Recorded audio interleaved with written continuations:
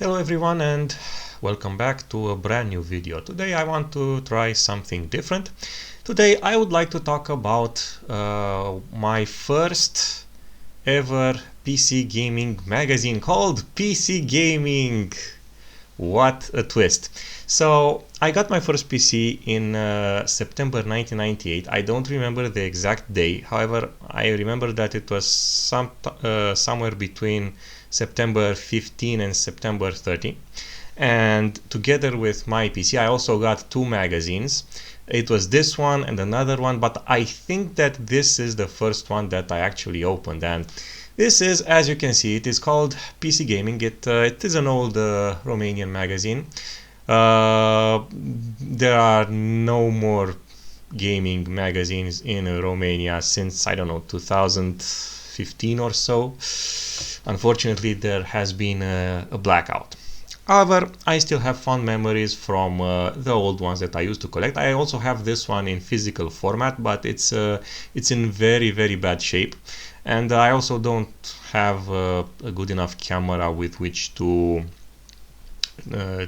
take the video with. So this was called PC Gaming, and we are just going to look through the pictures a little bit and talk a little bit about the games here.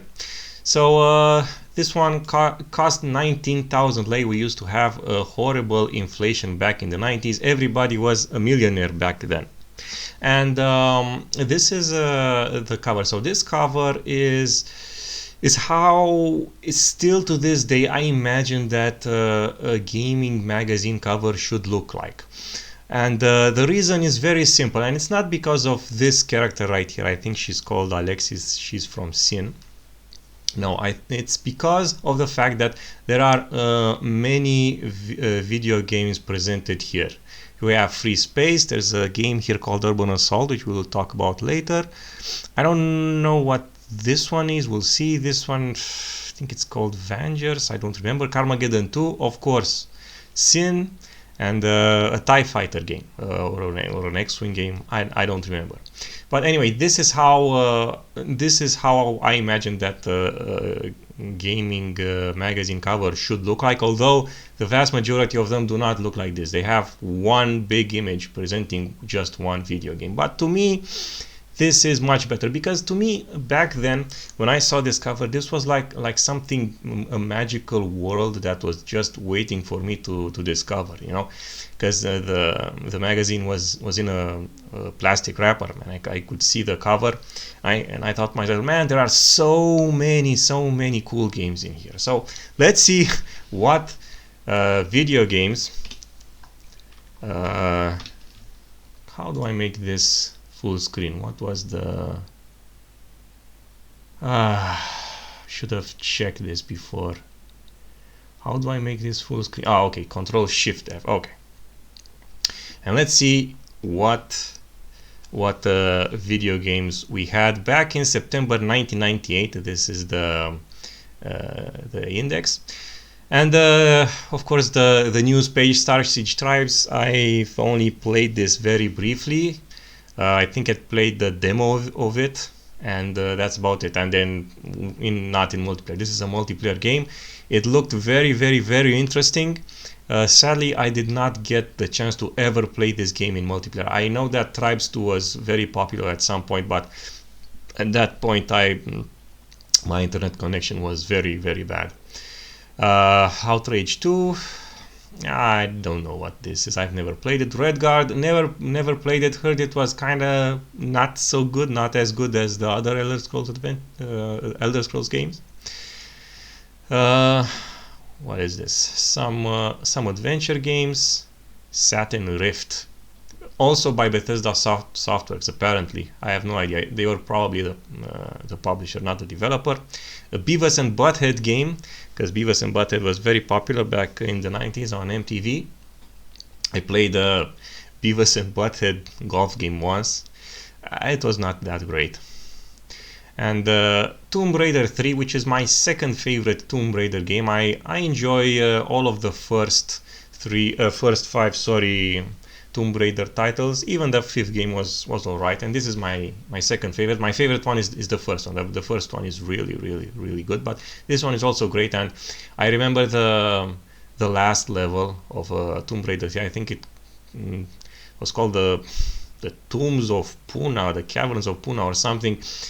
One of the best designed levels in video games, without a doubt. And this is something more interesting. So this was the top 10.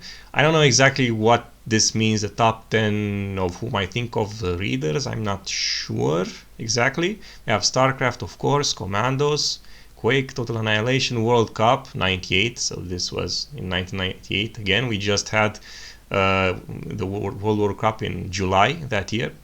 Quake 2, Red Alert, Spec Ops, Age of Empires, and F-22 Lightning II, because flight sims were still popular back in the day.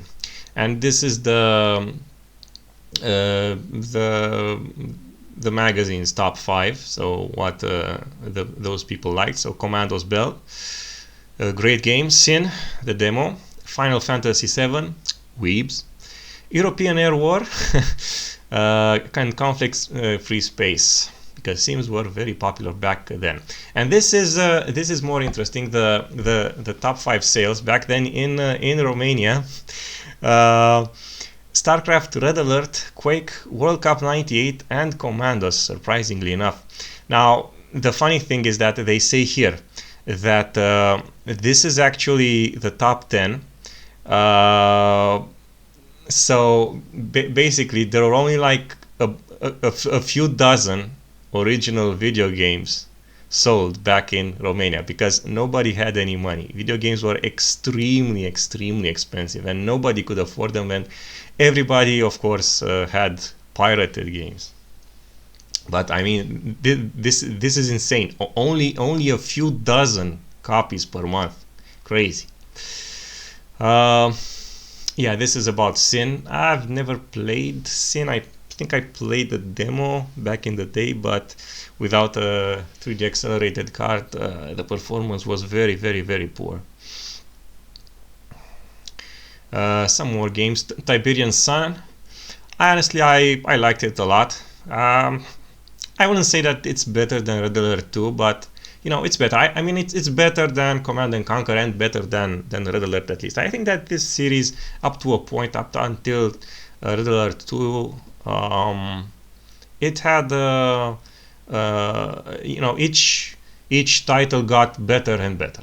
That's my opinion. Although I've never been a super huge fan of this franchise. I preferred other strategy games. And this is the CD.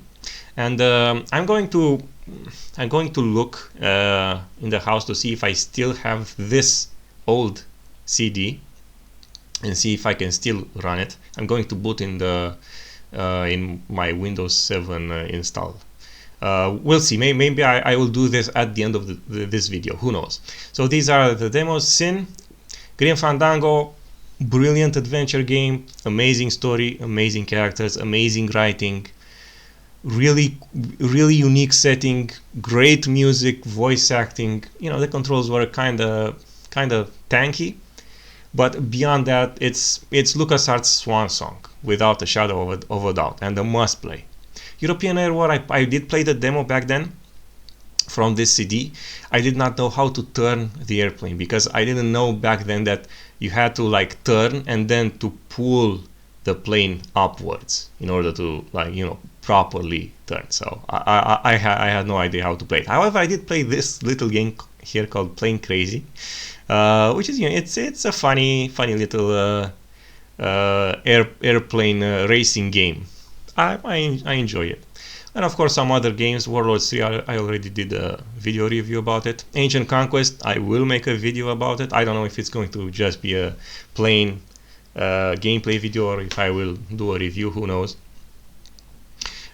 Really interesting, and a very unique strategy game where you build boats in the ancient world. It's about Greeks and Persians. A very unique game. House of the Dead, really fun on a rails shooter.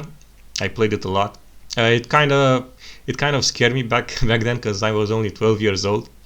The KKND 2, actually I am playing this right now. I will make a video about it. One of my favorite Command and Conquer clones. I actually prefer KKND over Command and Conquer, to be honest. War Games, it was a 3D strategy game. I played it. I also played the demo a lot. I heard that the full version actually came with a virus, which is funny. Total Annihilation Battle Tactics, I did not play this demo back then. I know for certain probably it didn't run. I don't know why. Anyway, Total Annihilation is one of the best games ever made. Independence War, I don't think so. I don't think that I played it because, and JF Full Burn either, because I didn't have a joystick. Like, I couldn't play sim games. The Superbike game, I don't remember. Battlezone, yes, I do remember. I played it. Not for a lot of time, because it was kind of complicated for me back then. But again, an amazing game. Max 2, I don't think I have ever played. Sensible Soccer, I don't think it ran, because a lot of games just didn't run back then, or maybe I didn't know how to make them run. Maybe it was just a Windows 98 thing. Maybe it was just me because I didn't know how to play with a computer properly. GameNet and Match, I played this demo a lot, like a lot. Super, really fun tennis game. StarCraft needs no introduction, although back in the day I did not enjoy the StarCraft demo. Like, I played it for a little while and I just found it ugly and stupid.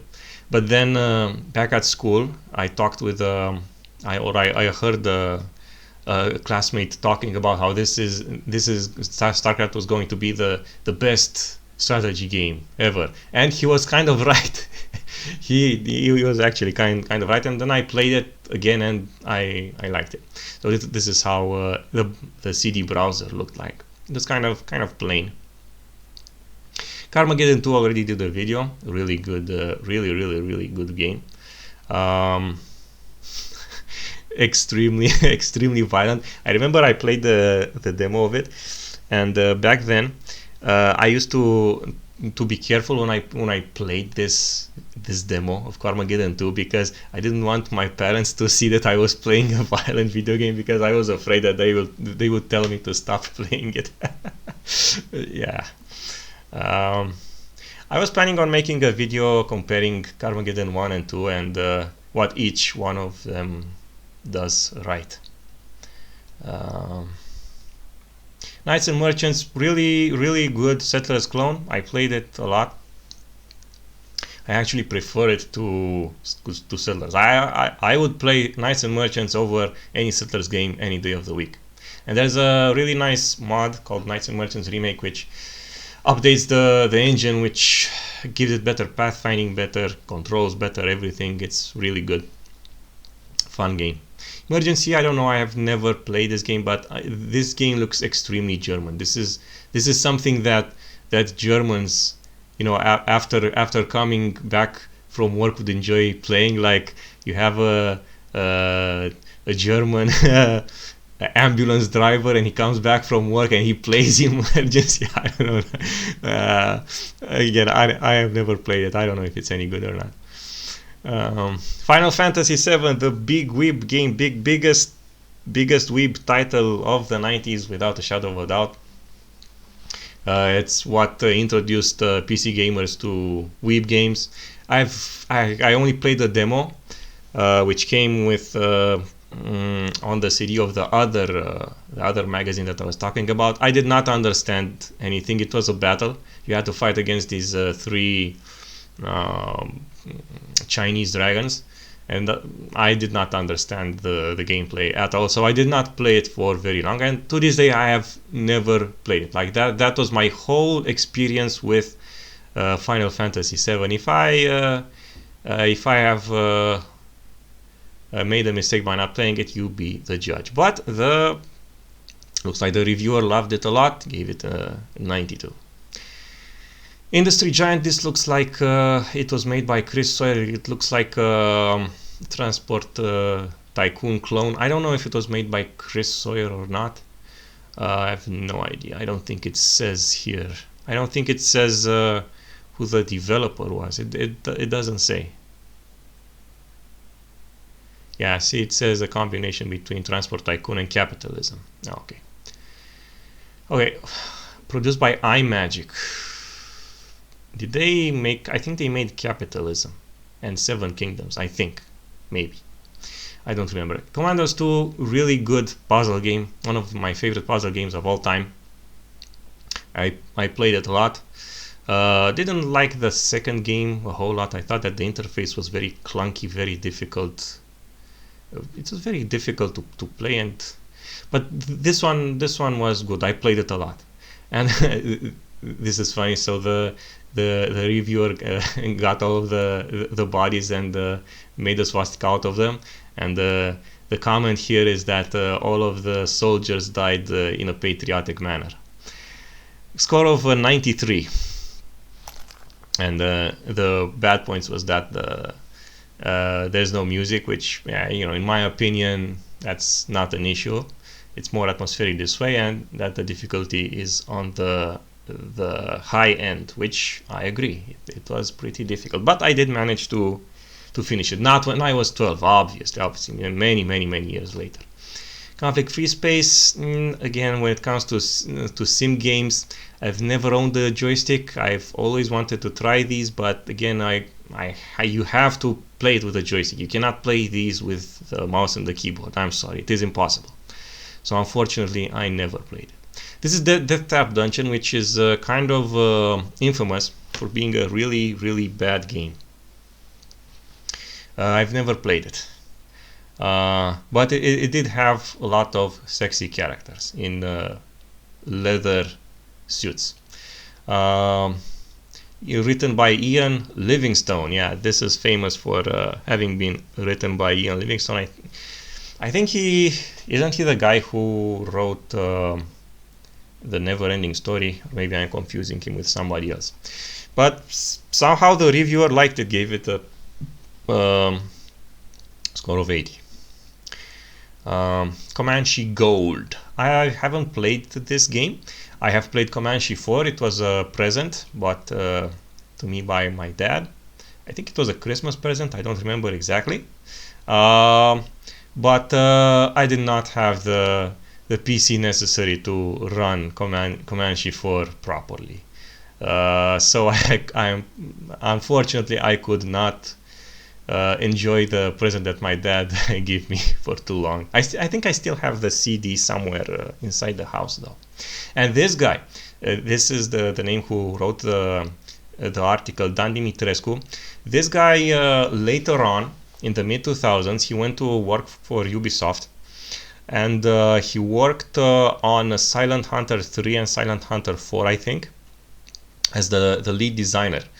And also on Hawks or Hawks 2 or something, but Hawks is an arcade game, but Silent Hunter 3 and 4 are sim games, because this guy was very passionate about sim games. He used to write all of the articles about simulators in this magazine, and later on he got to live his dream, I guess. Soldiers at War, I don't know, I never played it. Looks kinda mid. The graphics don't look that good for 1998, to be honest. Starship Titanic, this one was written by Douglas Adams, the guy who wrote The Hitchhiker's Guide to the Galaxy. I haven't played this one. I have it on GOG. I bought it recently, and it's I hear that it's not that great, but it's unique. It definitely looks unique, and this is why I want to try it, even though the score isn't that great. Robo Rumble. Yeah, I think I played a demo of this, but no, back in the day I did not have a 3GFX card and I could not play this game properly at all. I think this is part of the Battle Isles universe. I'm not sure. I don't remember exactly. I think it is, but maybe I'm mistaken. Dominion Storm Over Gift 3, never played it. I remember that back then when I was reading the article and looked at these pictures, I really liked the way that the game looked, because I was crazy about strategy games back then. And this one looked nice. I mean, I think that the graphics looks really nice, but I never played it. I hear that it's a very poor game, yeah, 57%. And the only pro here is that the interface is good, which I'm actually curious, because the interfaces back then weren't that great. Mech Commander, no, I have never played this one. I have never played any mech game in this mech series. Vengers, this is a Russian, yeah, I think it's a Russian game. Yeah, maybe. Yeah, I think this is a Russian game. I think that it is a it was really popular in Russia back then. I'm not certain. I've never played it, but I heard good things about it. I heard that it was fun. Urban Assault, yes. Okay, this one. I will make a video about this. Without a shadow of a doubt, I will make a video about Urban Assault.